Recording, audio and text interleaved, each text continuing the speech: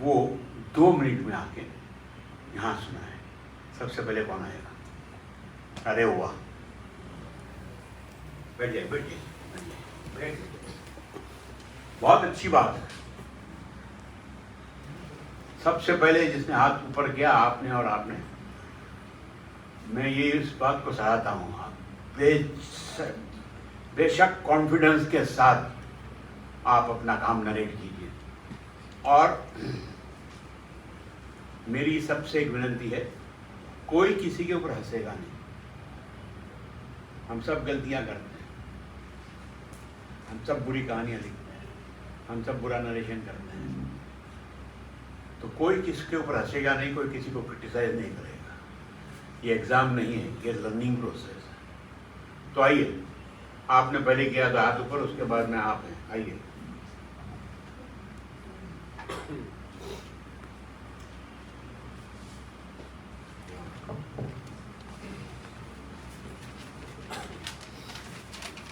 पढ़ के सुनाएंगे कहानी, कभी पढ़ के नहीं सुनानी चाहिए कि कहानी तुमको एक पेज है ना तो याद हो।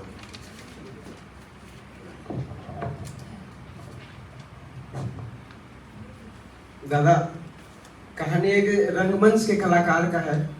रंगमंच के कलाकार की कहानी है आज, जो अपने आप को खुश करने के लिए नाटक करता है, ड्रामा करता है, नुक्कड़ नाटक करते रहता है।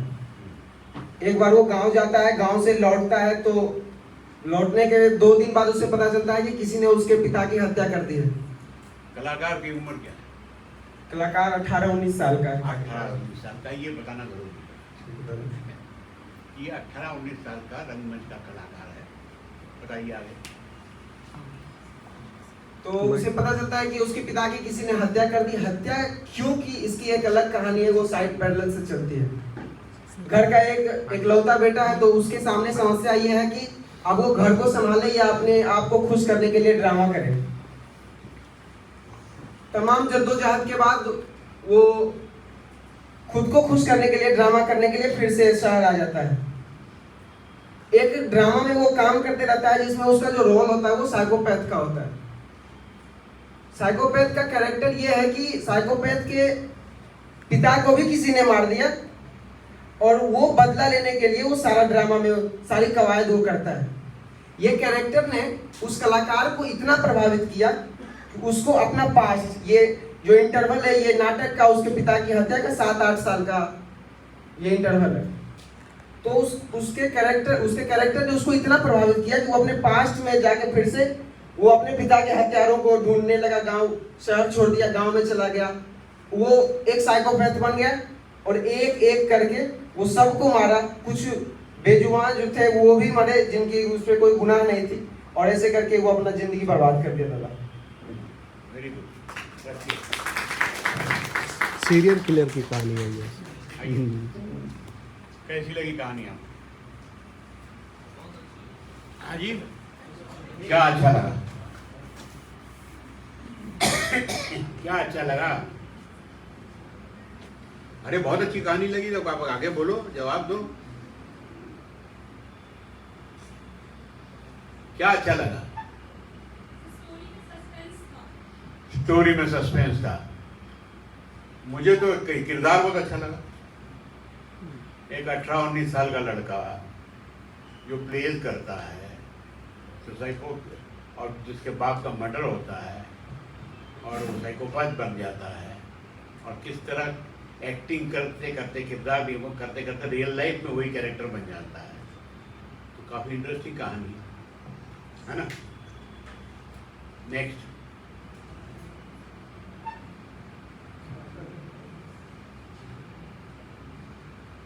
आइए।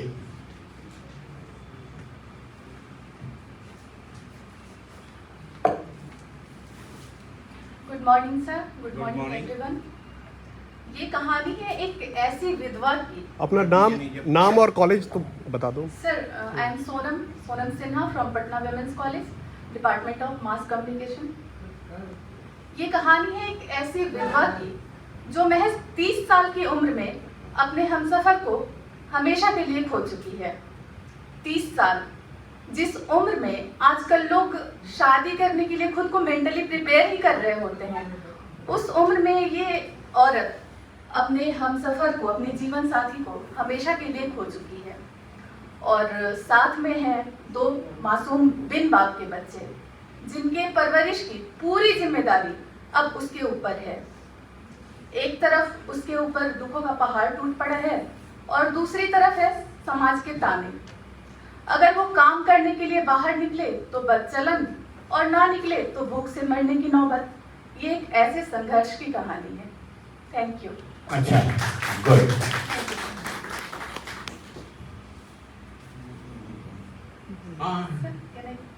यस, यू कैन गो।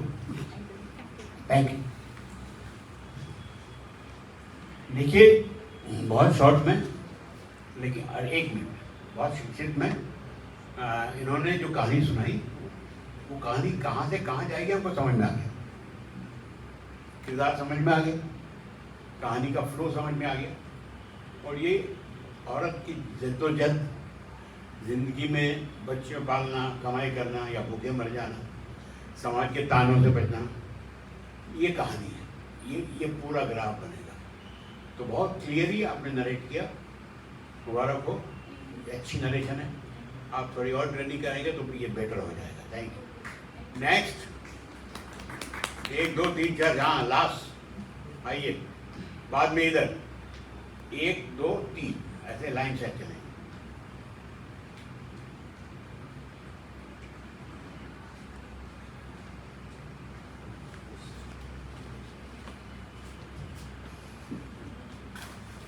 मेरा नाम शांतनु कुमार हुआ। मैं सेंटर फॉर जोग्राफिकल स्टडीज में पीजी डिपार्टमेंट का स्टूडेंट हूँ। मेरी कहानी एक ऐसे लड़के की है जिसके बारे में जो एक अच्छी लाइन है कि मुंह की बात सुने हर कोई, दिल का दर्द न जाने कौन, आवाजों के बाजारों में खामोशी पहचाने कौन। तो ये एक ऐसे परिवार की कहानी है जो आपके बीच में देखने के लिए मिलता है और आपको पता नहीं होता वो किन संघर्षों से गुजर रहा होता है। जैसे कि एक लड़का है जो पढ़ने के लिए पटना आता है और बहुत मुश्किल से आता है। आप उस किसान परिवार से है, लेकिन वो परिवार भी बहुत नीचे, किसान भी नहीं कह सकते हैं क्योंकि वो उतनी खेत नहीं होती है कि आप उसको एक अच्छे किसान के कैटेगरी में रख सकते हैं। तो लड़का पढ़ने के लिए आता है तो घर पर जो घटनाएं हो रही होती है, जैसे कि वो उसके पास एक गाय होती है जो मतलब बच्चे देने के बाद वो गुजर जाती है। उसका एक बच्चा भी होता है और उसके कुछ दिनों बाद भी बच्चा चूंकि बड़ा हो चुका होता है उस गाय का, वो भी करीब घर में गिर के वो भी मर जाती है। तो ये कहानी है कि किस प्रकार से वो लड़का उसको बचाने की कोशिश करता है।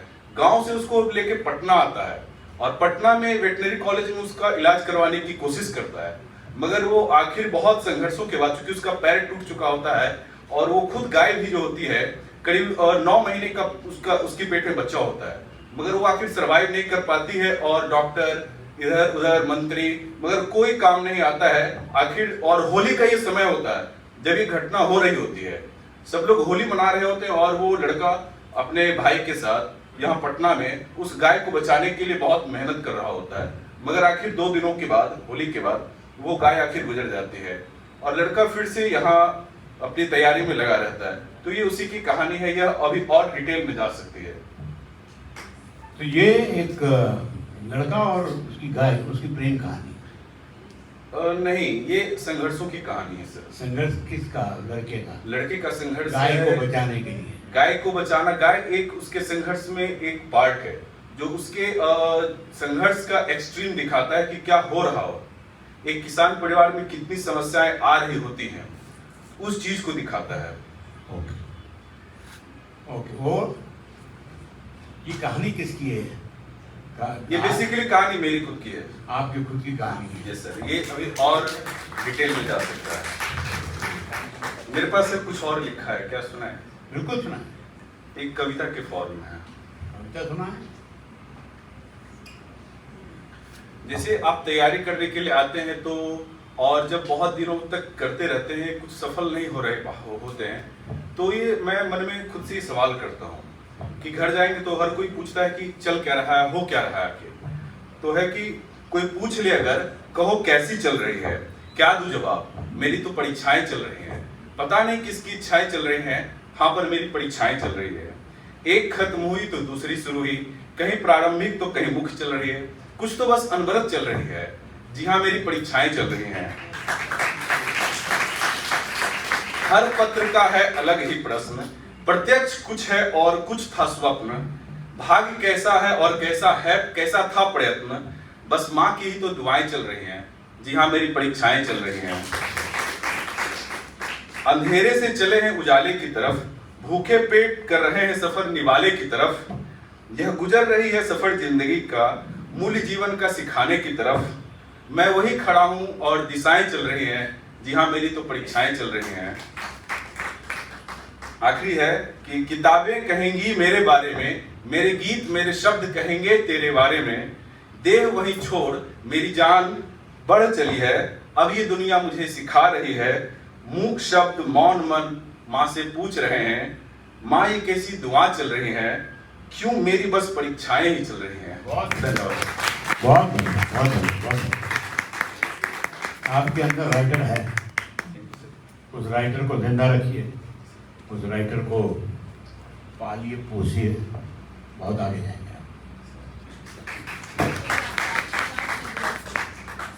हाँ जी, कौन सा दिन इनके बाद आइए। अरे ये हमने नंबर दिए हुए हैं, आप कहाँ से आ जाइए इधर, 1 2 3 उसके बाद आप।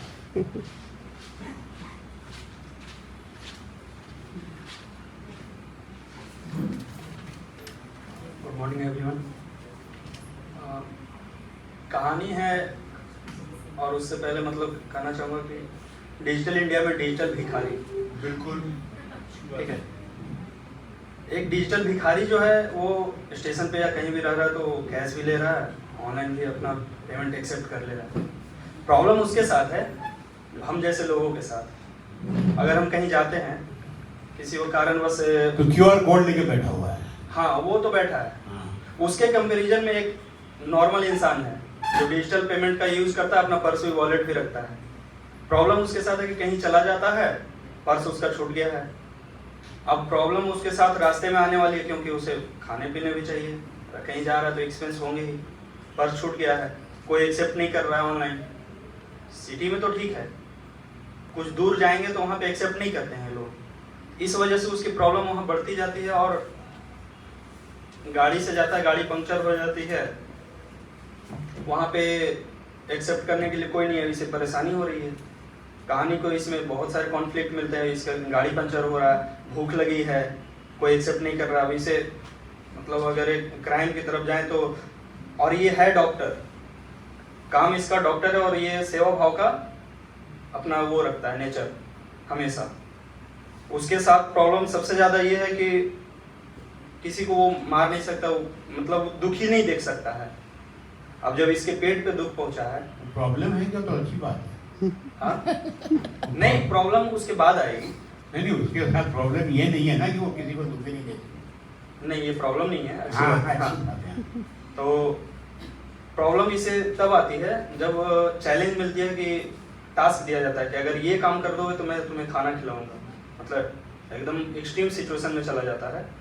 तो वहाँ पे वो अपने आप को, मतलब उसको टास्क दिया जाता है कि अगर कोई यहाँ पे एक ढाबा पे रुका है, वहाँ पे कोई आने वाला है, उसे मर्डर करना है। उसे मारने के बाद जो आपको बेनिफिट होगा वो दिया जाएगा, खाने का हो या फिर कुछ और पैसे हो कैश में, वो मिलेंगे।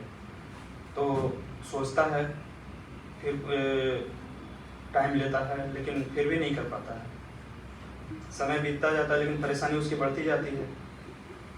अब वो डिसाइड करता है कि ठीक है, मर्डर ही तो करना है, अपना जीवन बचाना है तो दूसरा का लेना पड़ेगा जीवन। वो मर्डर करता है, लेकिन फिर बाद में पछतावा होती है। और आगे बढ़ते हुए एक मंदिर पे जाता है जहाँ पे भिखारी बैठे हैं, वो खुद उस पास वहाँ पर पहुँच जाता है। पहले वो दान करता था भिखारी को, आज वो खुद भिखारी बना बैठा है। शायद मैं कह नहीं पा रहा हूँ कहानी। आपने कह दी है, मैं समझ भी रहा हूँ। आपकी कहानी में कंफ्यूजन बहुत है। हाँ, कंफ्यूजन बहुत है, इसलिए कंफ्यूजन है कि आपके दिमाग में काफ़ी चीज़ें एक साथ चल रही एक हैं, साथ और वो तो फिर उसका क्या है, वो बहाव एक लाइन में आपको नहीं है, क्योंकि डॉक्टर है, गाड़ी है, हाँ पैसे खत्म हो गए, पॉकेट भूल गया, कुछ भी कितनी भी प्रॉब्लम बढ़ गया, गाड़ी बेच के वोट घर लौटाएगा। गाड़ी में किसी को बोलूँगा भैया ये 3 लाख की गाड़ी है, मुझे 50,000 दे दे, मैं लेके घर चला जाऊँगा, सारे प्रॉब्लम सॉल्व। और भी सिचुएशन कहानी आगे जब बढ़ेगी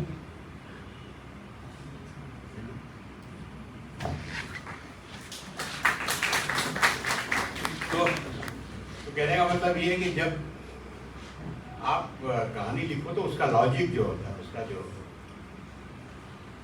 उसको भी एग्जामिन करो। कहानी आपकी जो है उसमें उस लॉजिक को ठीक करना कि ऐसी जगह ये डॉक्टर पहुंच जाता है जहाँ पे उसको मजबूर किया जाता है कि अगर आपको सर्वाइव करना है तो एक मर्डर नहीं समझ में आता। देखा कंफ्यूजन।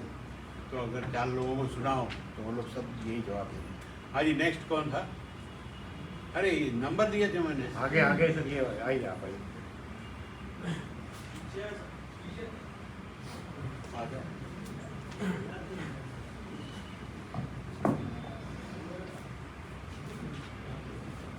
हाँ जी। Good morning, sir. Good morning to one and all present here.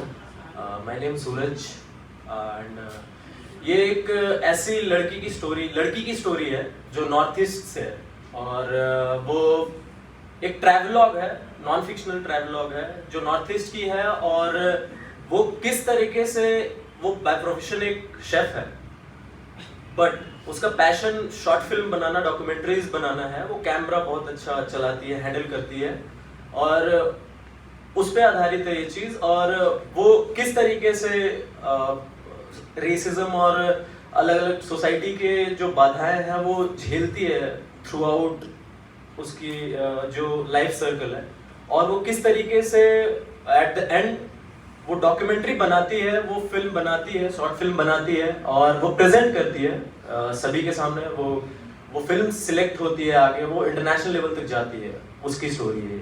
So detailing आगे मतलब या गुड। आपकी सोच क्लियर कट है, आपका नरेशन क्लियर कट है। आपने जो बताया वो समझ में आता है कि आप किस बारे में कैसी फिल्म बनाना चाहते हो। कैरेक्टर क्लियर है। Very thank you sir. Next कौन था भाई? मेहनत करके आया है sir, seriously. Good morning sir, my name is Sushant Singh from Patna university. अमूमन हम लोगों ने देखा है कि जब बच्चे अपनी स्पीड है ना आधी करो। ये प्रॉब्लम मेरे साथ है सर, काफी लोगों ने बोला है। हाँ, तो ये आपको प्रैक्टिस करके क्योंकि आप फास्ट बोलते हैं अच्छा लगा और क्योंकि आपके दिमाग में सब कुछ क्लियर है, आगे वाला जो है ना मंदबुद्धि होता है मेरे जैसे, तो पकड़ नहीं पाता। Okay sir, thank you. Slow. अमूमन हम लोगों ने देखा है कि बच्चे 10th पास करके छोटे शहरों के बड़े शहरों में आते हैं। तो ये कहानी उसी बच्चे की है कि जो 10th पास करके बड़े शहरों में आता है और वो संघर्ष है कि जैसे घर में उसके बड़े कमरे हैं या माचिस की डिब्बे जैसे कमरे रहने और उसी कमरे में खाना बनाना, खाना फिर जहाँ उसने 40 बच्चों में रख के पढ़ाई की है, 2000-3000 बच्चों में बैठा कर उसे पढ़ाया जाता है, तो उसके मन में क्या व्यथा चलती है। फिर सोचता है कि काश से समाज के प्रति मुझे थोप दिया गया कि नहीं तुम जाओ इंजीनियर बनो, डॉक्टर बनो। काश मैंने उस टाइम पापा से बोल दिया था नहीं मुझे ये करना है। तो ये उसी बच्चे की कहानी है, पूरी लाइफ जर्नी की, कैसे वो संघर्षों से गुजरता है और क्या क्या उसके साथ होती है। अगर टाइम होता सर कभी कभी मैं गजलें करता हूँ, अगर कुछ एक गजल है। टाइम है और दूसरी बात है जो मंच आपका है। देखिए ये जो मैं कार्यक्रम कर रहा हूँ और ये जो हो रहा है वो आपको मंच पे जाके बोलने की प्रैक्टिस हो, उसके लिए कर रहा हूँ। बोलिए। बिल्कुल। बेसिकली सर मैं एंकर हूँ, एंकरिंग इवेंट वगैरह में करता हूँ। Okay sir, thank you. अच्छी लगे तो डाक देना जरूर कि हाँ मुझे भी जान कहती एक लड़की, हाँ मुझे भी जान कहती एक लड़की, काश मुझसे इश्क करती एक लड़की, काश मुझसे इश्क करती एक लड़की, रूठती हो मैं मनाता यार उसको, रूठती हो मैं मनाता यार उसको, काश वो लड़ती झगड़ती एक लड़की, काश वो लड़ती झगड़ती एक लड़की। बहुत शुक्रिया। वो उसे क्या बोलते हैं लोग, वो उसे क्या बोलते हैं लोग, बोसा, वो उसे क्या बोलते हैं लोग, बोसा, हाँ मुझे भी चूम लेती एक लड़की, हाँ मुझे भी चूम लेती एक लड़की। यार सोशल मीडिया है घर बसाता, यार सोशल मीडिया है घर बसाता, पीक मेरा भी जूम करती एक लड़की, पीक मेरा भी जूम करती एक लड़की। बहुत बहुत बहुत बढ़िया। है सुना दिलों को मिलाती फरवरी है सुना दिलों को मिलाती फरवरी है, काश टेढ़ी मांग लेती एक लड़की, काश टेढ़ी मांग लेती एक लड़की। अब फालतू की बात में अब क्या रखा है, फालतू की बात में अब क्या रखा है, इश्क वाली बात करती एक लड़की, इश्क वाली बात करती है। बहुत शुक्रिया। ठीक है श्रृंगार 16 ना करे वो, ठीक है श्रृंगार 16 ना करे वो, सिर्फ एक बिंदी लगाती एक लड़की, सिर्फ एक बिंदी लगाती है। बहुत शुक्रिया। बहुत आखिरी गजल है कि आखिरी शेर है कि ना गजल कहती ना कविता यार कोई, ना गजल कहती ना कविता यार कोई, गीत ही बस यार गाती एक लड़की, गीत ही बस यार गाती। बहुत बहुत बहुत बहुत बहुत अच्छे, बहुत अच्छे। देखो भैया, टैलेंट बहुत बढ़िया, टैलेंट तो भरपूर है यहाँ पे इस कमरे में। और सच्ची आप कविता लिख रहे हैं, आप कहानी लिखेंगे तो उसमें भी यही संवेदना आएगी, यही रोमांस आएगा, यही मस्ती आएगी। तो ये हाँ जी आइए, मैं बोल लूँ उसके बाद। ये भी कविता लिखता है। मैं तो चाहता हूँ कि कोई यहाँ से उठे और मेरी जगह छीन ले, बॉम्बे आके 75 फिल्में लिखे और पैसे कमाए और एक दिन मेरी तरह किसी शहर में जाके बॉक्स ऑफिस में। ये तो चाहता हूँ कोई मेरी जगह, और यही परिश्रम है, यही तो सारी जिद्दोजहद है जी। तो टैलेंट बहुत है और संवेदना है, रोमांस है, यही चीज़ें अगर आपकी कहानी में आएगी। कहाँ गए भाई साहब? हाँ, तो nothing can stop you, you have bright future। हाँ जी आइए भाई साहब। निखिल निखिल निखिल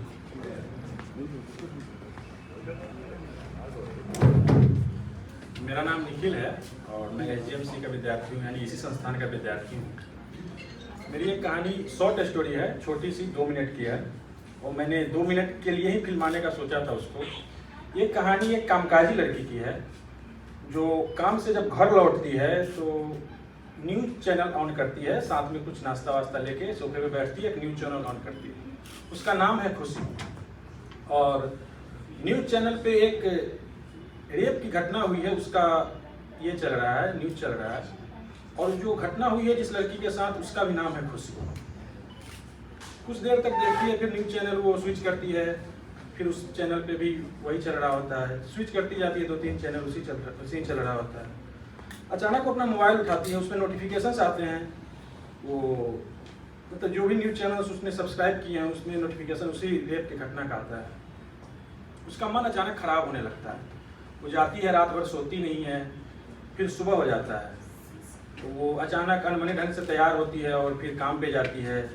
उसकी माँ कुछ कहती है तो थोड़े अनमने ढंग से उससे बदतमीजी से बात करती है अपनी माँ से।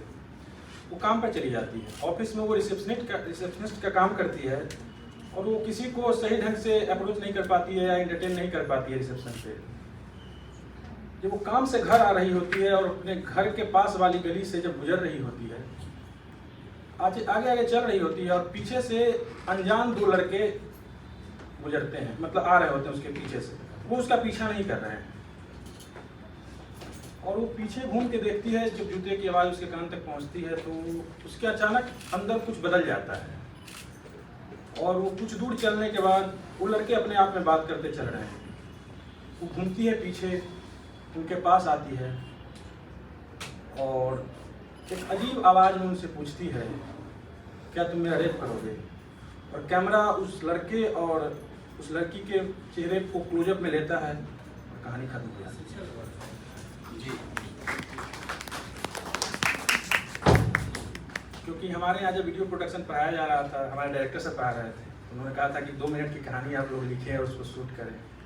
तो हम लोगों को शूट करना था, हम लोगों ने कुछ ग्रुप में सोचा भी था, लेकिन वो बात आगे पीछे हो गई तो शूट नहीं हो पाया। बिल्कुल अच्छी कहानी लिखी आपने। और सर 1 मिनट, क्योंकि मेरे संस्थान में आके कुछ लोग कविता सुना रहे हैं और मैंने कविता ना सुना, ये नहीं हो सकता। आप क्योंकि आपका संस्थान है, आप 1.5 कविता तो कभी कभी मैं भी गजल कहता हूँ। तो एक गजल है। मुझसे मेरी बिनाई मांग रहा है, मुझसे मेरी बिनाई मांग रहा है, वो मुझसे रिहाई मांग रहा है। मुझसे मेरी बिनाई मांग रहा है, वो मुझसे रिहाई मांग रहा है। मेरा ही घर फूंकने को वो दिया सलाई मांग रहा है। पूछा मुझसे ही पता उस गैर का, पूछा मुझसे ही पता उस गैर का, अब उस तक रसाई मांग रहा है। रसाई को उर्दू में पहुंच करते हैं। पूछा मुझसे ही पता उस गैर का, अब उस तक रसाई मांग रहा है। क्या कहूँ, किससे कहूँ, कैसे कहूँ, मेरी उम्र भर की कमाई मांग रहा है। छू गया था एक दफा हाथ गफलत में, छू गया था एक दफा हाथ गफलत में, मेरी उम्र भर छू गया था एक दफा हाथ गफलत में, वो अब मुझसे छुआई मांग रहा है। इश्क तो है, इश्क तो है पर कह नहीं पाता, बिना किए ही मुझसे बेवफाई मांग रहा है। फिर एक बच्चे ने मेरा हाथ पकड़ लिया, फिर एक बच्चे ने मेरा हाथ पकड़ लिया, अब वो मुझसे नान खटाई मांग रहा है। बहुत बढ़िया। आइए और मैडम ग्रीन में उन्होंने कब से हाथ ऊपर किया। नंदनी। गुड मॉर्निंग एवरीवन, मेरा नाम नंदिनी है और मैं पटना कॉलेज की स्टूडेंट हूँ। मेरा कहानी है रिश्तों में बदलते विश्वास की, कि जैसे कि सभी को पता है कि लड़कियों को शादी के बाद अपना मायका और भी प्यारा लगने लगता है, तो वो उसी से है कि आज रक्षाबंधन का दिन है और 12 साल की लड़की अपने रूम में गुमसुम बैठी हुई है। उसकी माँ उसे बाहर से आवाज़ दे रही है कि बाहर आओ, थाली सजाने में मेरी मदद करो। रूही की जो माँ है उसका इकलौता भाई आने वाला है, बहुत सालों के बाद आने वाला है, वो विदेश में रहता है। इससे पहले वैसे वो होली पर आया था, लेकिन अब रक्षाबंधन के बाद वो वापस विदेश चल जाएगा। तो रूही की माँ जो उसे आवाज़ देती है, बहुत देर तक रूही कमरे से बाहर नहीं आती है। तो फिर उसकी माँ वापस से उसके रूम में जाती है, रूम पूरा अंधेरा है। उसकी माँ लाइट ऑन करके कुछ कहने ही वाली थी कि रूही पूछती है, माँ रक्षाबंधन क्यों मनाया जाता है? माँ ने कपड़े समेटते हुए कहा कि रक्षाबंधन जब हम भाई को राखी बांधते हैं तो भाई हमें ये विश्वास दिलाता है कि हम आपकी रक्षा करेंगे। तो रूही बड़ी मासूमियत भरी आंखों से पूछती है, पर मेरा भाई तो है ही नहीं, तो मेरी रक्षा कौन करेगा?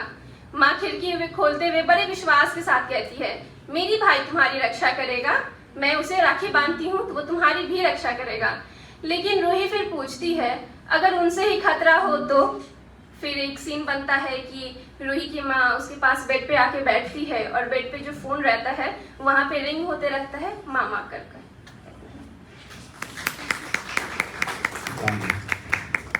बहुत बढ़िया। एक आपने, आपकी कहानी बहुत ही अलग है, लेकिन एक बहुत खूबसूरत फिल्म बनी थी मराठी में, पावनी। पावनी यानी मेहमान।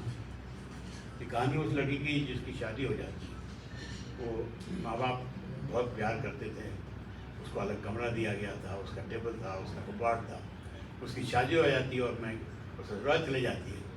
2 साल के बाद जब लौटती है तो ना उसका कमरा वहाँ है, ना उसका कबाड़ वहाँ है, वो अपने ही घर में मेहमान बन के आई हुई है।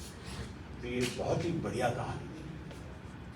बेटी जब वापस शादी के बाद घर जाती है तो उस घर की मेहमान होती हो, उस घर की बेटी नहीं देती।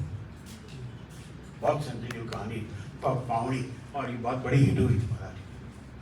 किसी ने क्यों नहीं बनाई पता नहीं, मैं बना सकता हूँ। तो आप लोगों ने जो मैंने कल लेसन दिया था, कहानियां लिखो और उसको आके नरेट करो।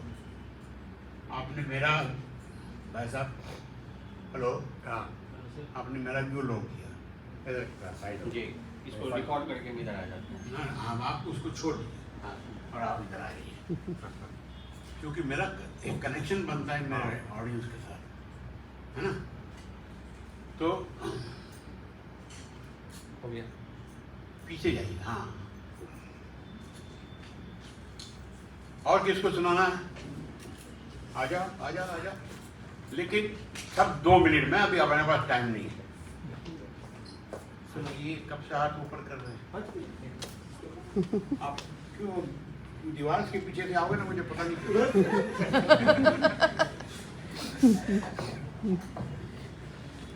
हेलो, मेरा नाम ममता कुमारी हुआ और मौलाना की स्टूडेंट हूँ MJMC। सर, एक कहानी है उच्च कोटि की ब्राह्मण की एक लड़की की।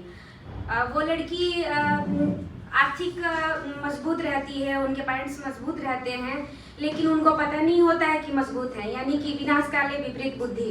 उनके पेरेंट्स के पास उतना दिमाग ही नहीं होता और उस लड़की को बहुत ही पढ़ने और आगे बढ़ने की इच्छा होती है, जो कि हालांकि समाज के लोग डिमोटिवेट उसे करते हैं और घर के भी लोग डिमोटिवेट करते हैं। फिर उसके बाद वो लड़की अपने एज से ज़्यादा एज करके एग्ज़ाम पास करती है, नौकरी के लिए चली जाती है और उसके साथ एक ऐसा हादसा होता है जिससे कि वो सहम जाती है। फिर उसके बाद वो अपने घर वापस लौट आती है, फिर दूसरे शहर की ओर पलायन करती है। दूसरे शहर की ओर पलायन करती है, तभी पता चलता है कि पिताजी बहुत सीरियस बीमार हो गए और जाती है और जब जहाँ जॉब करती होती है वहाँ की मदद मांग करके पिताजी को बहुत इलाज कराती है। सारे डॉक्टर हार थक के बोलते हैं कि बेडसोल का इलाज नहीं होगा। फिर लड़की इलाज करते करते थक जाती है, क्योंकि वो खुद की भी एक उसकी लाइफ होती है और वो रोज़मर्रा की ज़िंदगी को आगे बढ़ाना चाहती है और घर से सपोर्ट ना मिलने की वजह से वो फिर पलायन करती है दूसरे देश। वहाँ पे जाते के साथ उनकी पिताजी की मौत हो जाती है और यहाँ कहानी अभी डॉट डॉट में रह जाता है। हालांकि बहुत सारी कहानियाँ हैं, बहुत सारी मोड़ हैं जो कि उस लड़की से जुड़ी, उसके परिवार से जुड़ी बहुत सारी है। अब पलायन करने के बाद एक एंट्री होती है चीटर बॉय की, और चीटर बॉय की एंट्री होने के बहुत सारी कठिनाई झेलती है और वहाँ रह जाता है डॉट डॉट। Thank you.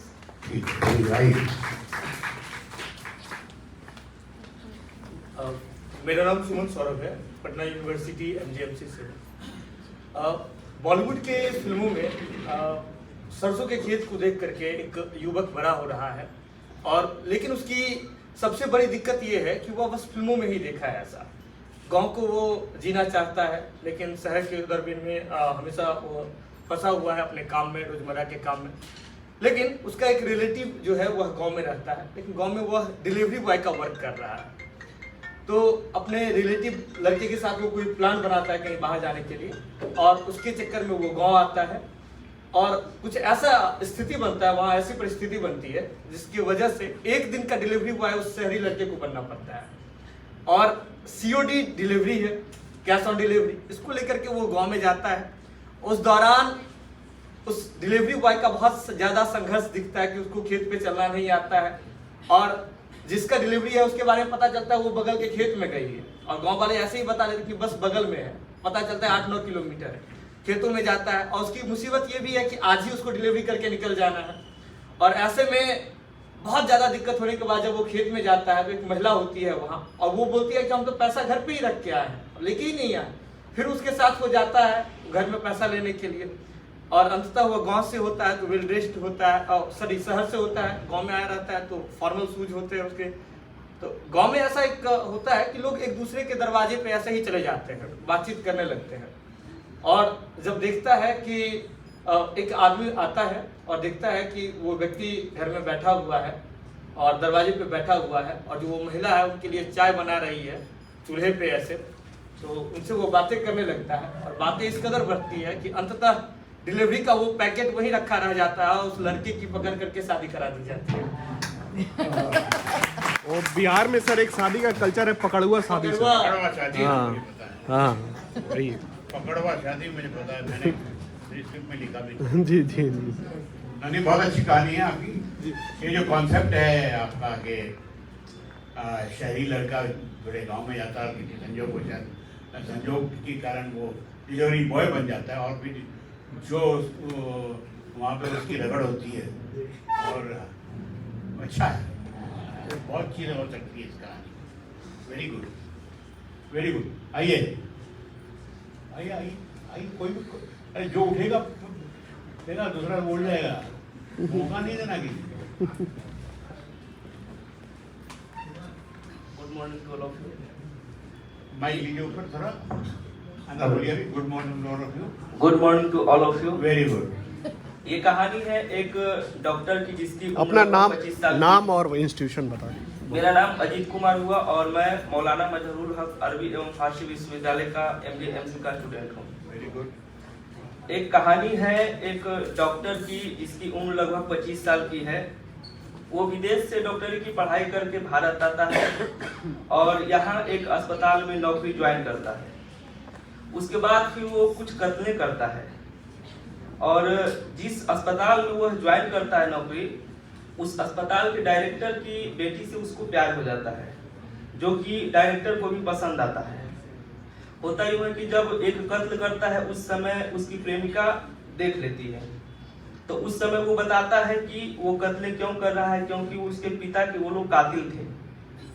और उसके बाद फिर क्या होता है कि जब वो उसके पिता से मिलता है तो वहां पर उसके पिता, मतलब जो हॉस्पिटल के डायरेक्टर होते हैं, उनसे जब मिलता है तो वो शराब पीते रहते हैं और अपनी कहानी बताते हैं उन्हें कि किस तरह से वो अपने एक डॉक्टर मित्र को मार दिया था जलन के कारण।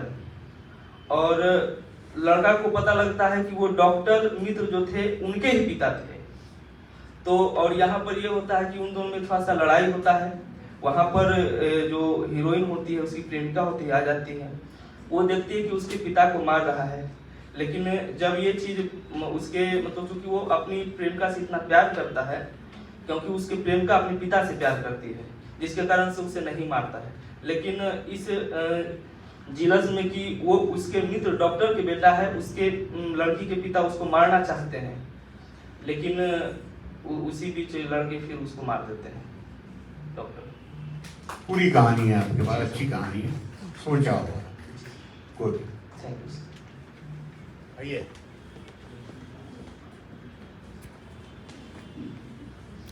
बाजीगर से इंस्पायर लग रहा था मुझे। गुड मॉर्निंग एवरीवन, मेरा नाम सृष्टि है। मैं पटना यूनिवर्सिटी से पटना कॉलेज से हूँ। मेरा एक कहानी जो है यूथ जनरेशन के लिए, आज के जनरेशन के लिए, जो कि आप मेनली देखेंगे गर्ल्स एंड बॉयज़ को, ये एक सिचुएशनशिप की कहानी है। मतलब जो लड़की जो है वो ना ही रिलेशनशिप में है, ना ही प्योर फ्रेंडशिप में। तो इसमें क्या है कि वो लड़की 19 साल की है, जो कि 7 सालों से किसी के साथ है, बट ना ही वो उसको अपने लव के बारे में बताई है और ना ही वो मतलब प्योरली फ्रेंडशिप में। इस कहानी में बहुत सारे कॉन्फ्लिक्ट भी आ सकते हैं। एंडिंग हैप्पी एंडिंग भी हो सकती है कि वो दोनों साथ मिल भी सकते हैं, और शायद ये भी हो सकती है आज की जनरेशन को रियलिटी को देख करके उन लोगों का फ्यूचर नहीं है, तो एक सैड एंडिंग भी हो सकती है। मेनली कंसेप्ट ये आपने चॉइस दे दिए, जिसको आप कहानी बेचने गए हो उसको जाके सुनाया कि साहब ये भी हो सकता है, ये भी हो सकता है, ये भी हो सकता है। अब आप कर लीजिए, तो उसको राइटर का क्या काम, वही कर लेगा। नहीं, तो ये तो फिर वो मैं कर दूंगी। मतलब ये थोड़ा सा ना आधी कहानी है, क्योंकि ये ना रियलिटी। आपको क्या कहानी बोलनी है वो आपने लिख के सुनाना है। आपको क्या बोलनी है, मेरे पे छोड़ोगे तो मैं अपनी कहानी बना दूंगा, है ना। नहीं, मुझे तो रियलिटी को लेकर एक